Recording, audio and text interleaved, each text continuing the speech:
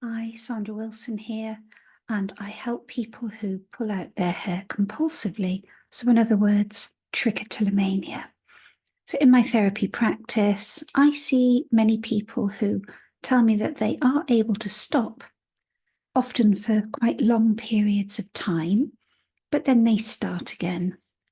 And it's this relapse that brings them to me, to see me, because they're feeling pretty frustrated, pretty desperate. And I always ask them, what was different about the times when you weren't pulling? Really think about it.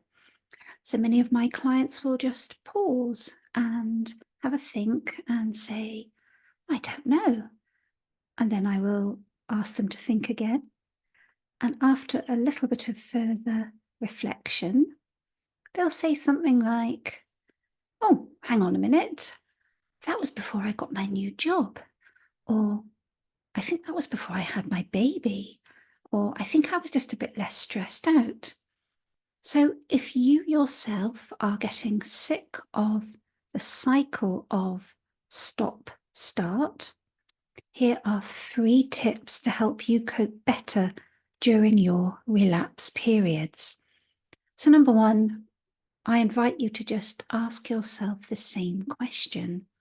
Really think carefully about the times in your life when you are not pulling. What do they have in common? You might not be able to think straight away. It may be really obvious, it may be less subtle. But if you can identify at least one common factor, you may be able to recreate that for yourself. You might not be able to recreate the exact circumstances, but chances are you may have been finding a way to deal with the challenges of day-to-day life, for example, or perhaps you somehow didn't feel the need to have this coping mechanism quite so much. And number 2 is be kind to yourself. Even if you really don't feel like doing that, often a relapse will lead to you beating yourself up, calling yourself names, or even more subtly, shaming yourself. So, catastrophic thinking can, of course, rear its ugly head, and you may say things like, I'm never going to get over this, I'm never going to have a normal life, I feel so ugly, I'm always going to live like this. And as difficult as it seems, imagine what you really need to hear. What do you really need to hear in this moment? Maybe soothing words, some words of encouragement, words of hope. And I'd like you to say them to yourself every single day. And finally, be patient. Number 3 is be patient. Many trick sufferers do go through periods of relapses, which can feel quite random. And if you have stopped before, chances are that you will stop again. And don't put your life on hold, waiting for the next stopping phase.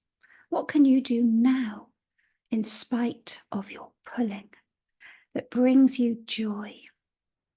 And it's worth noting that trick is a symptom, it's a coping mechanism that is subconsciously driven, and that is, you aren't always aware whether you're doing it or why you're doing it.